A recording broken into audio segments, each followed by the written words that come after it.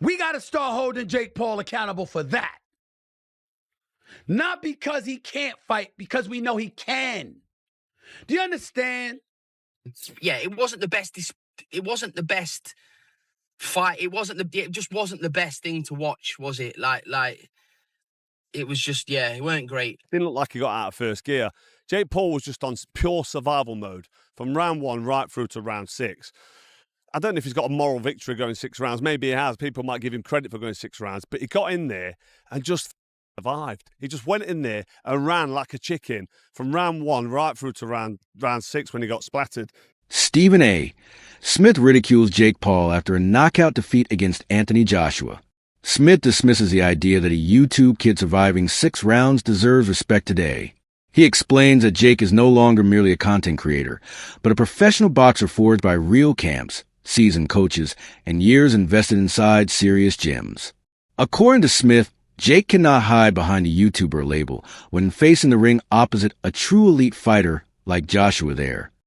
Boxing trainers for years. He takes the sport very seriously. Thank you. So let me ask you, that's the question I have, because great kid, great businessman, by the way, amazing. And I know how he does all this, the character and the persona. We keep saying that he doesn't want to be a boxer. He's not a boxer. But then Jake Paul is a boxer. Yeah, exactly. That's my point. Exactly. He's a boxer. He can fight. I respect it. So go in there against fighters. You should be climbing the ladder towards those other fighters and taking the sport seriously to the point where you're fighting actual boxers. Sam Jones pulls no punches reacting to Jake Paul's knockout defeat versus Anthony Joshua.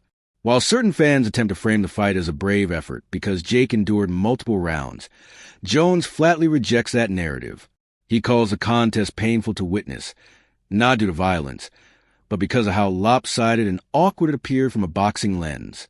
According to Jones, bravery alone cannot turn a mismatch into a meaningful contest. He concedes that Jake showed courage stepping into the ring, but courage without competitiveness does not create a good fight.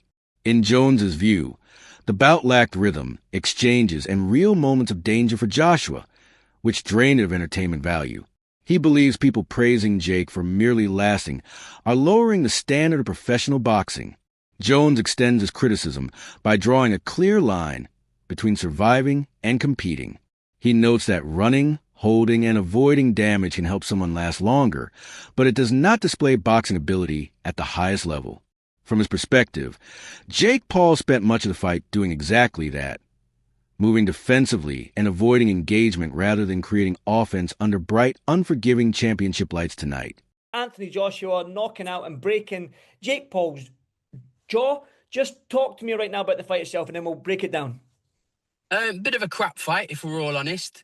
It was like watching Jaws 2 when all the kids went out on their boats and they were in the middle of the sea and the shark was just surrounding the boat, just like that's what it was like. It was just like a shark circling its prey and just like it was like nibbling and eventually got him. But Jake Paul showed big plums in there, no matter what anybody says about him, because I've seen people say, yeah, he went in there to survive. Yeah, okay, he went in there to survive.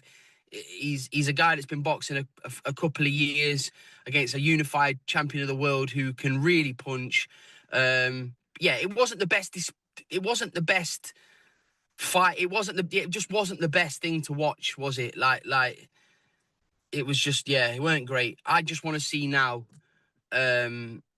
Tyson Fury against Anthony Joshua.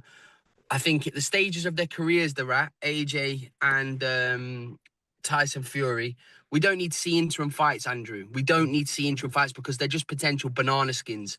We want to see two of the best heavyweights of this era going at it, and we need to see it next. Not fucking... Carl Froch delivers one of the harshest assessments of the night. Carl Froch offers one of the most unforgiving verdicts of the evening. He flatly brands a fight a disgrace and asks why Jake Paul earns praise anywhere. Froch believes the response to this bout signals a troubling drift in boxing culture, where entertainment metrics and social media gravity outweigh craft, credibility, and real accomplishment. To him, Jake won no rounds, imposed nothing, and posed zero danger Joshua at any point. Froch insists that respect must be earned through competition, never through survival alone. He is sharply critical of applauding 6 rounds endured when there was no sincere push to win. Frock adds that what viewers actually saw was not true boxing, but prolonged one-sided pursuit. He frames Jake's tactics as defensive survival rather than intelligent, assertive ring strategy. According to Frock, Anthony Joshua became the aggressor by default, chasing a constantly retreating target, a dynamic that made the contest clumsy and draining to witness. He argues this approach should never be rewarded or celebrated, especially on a professional stage. For Frock, boxing demands holding ground when required, exchanging leather, and embracing risk to claim victory, not merely avoiding damage until the referee finally intervenes and ends a charade. His feet counted out, knocked out, whatever, however you want to call it. It wasn't a bad knockout. It wasn't an El Sparko. He wasn't rendered unconscious, but he got done. He got it on the chin. He went over. He didn't beat the count. He was sort of up on his feet. But if I'm honest, the whole fight was terrible, wasn't it? It was just so bad. It was just shit, wasn't it? A proper bad fight for AJ. And let me start with AJ. AJ was following him around the ring a little bit, sort of pouring with the jab, putting the jab on the shoulder of Jake Paul, sort of putting him in the corner and not really pulling the trigger on the right hand. He didn't seem to be motivated to go in there and just smash Jake Paul into oblivion in the first 1 or 2 rounds, which I think he could have done. But he's been out of the ring 15 months. He's a bit slow on his feet, a bit ring rust maybe, and he was it's hard. When I used to spar novice amateurs, even when I was a world champion pro, if you're not motivated, sometimes you can have a couple of bad rounds and you're sort of looking at your opponent and a jab hits you or right hand hits you. And I think AJ was in a bit of a daze early on, just walking him around, touching the jab on his shoulder, not really pulling the trigger on the right hand. Didn't look like he got out of first gear. Jake Paul was just on pure survival mode from round 1 right through to round 6. I don't know if he's got a moral victory going 6 rounds. Maybe he has. People might give him credit for going 6 rounds. But he got in there and just survived. He just went in there and ran like a chicken from round 1 right through to round 6 when he got splattered. And it's like, it's just, you can't really justify what he's done because this is supposed to be a professional sanctioned boxing match. And I think it brings the integrity of the sport down when somebody like AJ is a 2-time world champion, can't get in there and just completely dismiss somebody like Jake Paul, who I've said for ages can't fight. He's not a professional boxer. It's just AJ following him around, touching him to the shoulder. Round 1 came and went. Round 2 was much of the same, bit slow. I think AJ got caught with an overhand right at one stage, but sometimes when you're out in the rain, you're going to get wet. He was following him around, taking his eye off the ball, probably a bit undermotivated, thinking, what's this guy doing that's in front of me? Jake Paul was just running left to right, ducking low. True Geordie steps back to examine the moment, choosing analysis over cheap shots. He says the fight revealed almost nothing about Jake Paul's actual boxing ceiling. Yes, Jake showed durability, but the distance between him and Anthony Joshua was so vast it erased any real assessment of growth or promise. According to True Geordie, the imbalance was simply too severe to measure progress. Overmatched physically and technically, Jake spent the night surviving, leaving fans uncertain about where he truly fits inside professional boxing. True Geordie also targets the construction of the fight itself. He stresses that boxing is not designed as a chase and escape exercise where one man flees while the other hunts. From his viewpoint, Joshua stayed calm and disciplined, but Jake's refusal to engage bled the bout of urgency. He argues that even reaching the final bell would not have altered the truth that competition never existed. The mismatch, he believes, ultimately damaged Jake's pursuit of legitimacy as a serious boxer. In the long run, that night clarified narratives, stalled momentum, and complicated his climb toward credibility under boxing's unforgiving spotlight.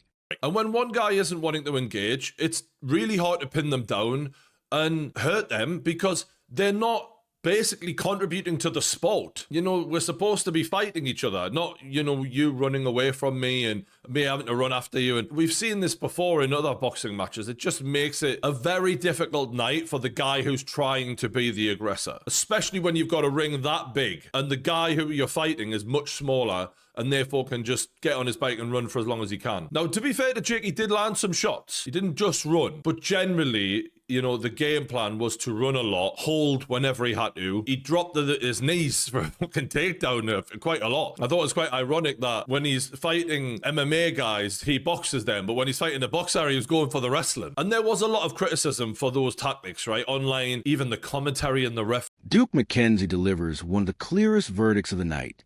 He speaks without bitterness, grounded not in spite, but in earned experience. McKenzie says Anthony Joshua stopping Jake Paul alone settles the entire argument. There is no reason to question timing, dominance, or whether more was required. For him, the outcome reinforces a fundamental truth about the sport. Professional fighters are professionals for a reason, and content creators entering that arena must know their limits. McKenzie feels both worlds must stay separate to protect boxing's credibility. He further explains that real boxing experience cannot be fast-tracked or purchased. Years of amateur rounds, professional bouts, and world-level competition build instincts that short camps cannot reproduce. While Jake Paul has invested heavily in trainers and preparation, McKenzie argues it cannot replace decades of competition. Against a fighter like Anthony Joshua, those gaps become impossible to conceal. For McKenzie, the bout was a reminder that boxing is a craft, not a shortcut business. Earned through patience, sacrifice, risk, failure, discipline, repetition, pain, humility, time. Reminded me of like when you got a fly on the windscreen and you're trying to swat it, and you're trying to swat it and you miss and you keep tapping, and then eventually, bang, you get it. That's exactly what that fight was. Jake Paul didn't get in there to win last night. He got in there to survive. And he didn't do a better job of surviving. He sold the fight brilliantly. That's what he is. He's a salesman. And he's a YouTuber, influencer, call him whatever you want. So from that perspective, he did his job, but he never got in there to win. He just got in there to got beat up. I'm glad Anthony Joshua done a number on him. This is why boxers are boxers, YouTubers, whatever they want to call themselves, influencers, they should stay in their lane and fight people that they're supposed to fight on their level. This guy was never on Anthony Joshua's level, and Joshua did what he needed to do, did what he had to do for the sake of boxing, and blow this guy out and just knock him out. What about the fact that Jake was able to land on him clean a couple of times? What did you make of that? Oh, listen, you can't get into the water without getting hit. Fortunately for Joshua, that guy can't break an egg. So he was never in any danger. He's always going to get hit back. I mean, it was 6 rounds. Anthony Joshua was always going to take at least 1 or 2 shots over that 6-round period, but it was nothing to hurt him. It was nothing to bother him. And like I say, this is all about getting AJ's confidence back. If Jake Paul fights, if he fights KSI or KFC or whatever his name is, then those two are evenly matched, aren't they? They're evenly matched, and then they could fight, and then because they're evenly matched. Lennox Lewis provides a calmer, more measured response than many outspoken critics. He acknowledges that Jake Paul lasting into later rounds deserves limited recognition. Lewis argues fans should not fault Anthony Joshua for how long the fight unfolded, noting Joshua stayed composed, dictated tempo, minimized risk, and operated with veteran control throughout. He views it as professional execution, not a failure to overwhelm. Lewis stresses Joshua completed his task by winning decisively without sacrificing safety. He also reminds that knockouts are not required to arrive instantly. Patience and control, he explains, signal heavyweight maturity, not hesitation or fear. Joshua elected to dismantle Jake methodically rather than chase an early ending recklessly. Lewis believes that choice reflected intelligence, discipline, and ring awareness. While the bout lacked excitement, it remained legitimate because both men followed rules and endured. For Lewis, criticism directed toward Joshua entirely misses the point.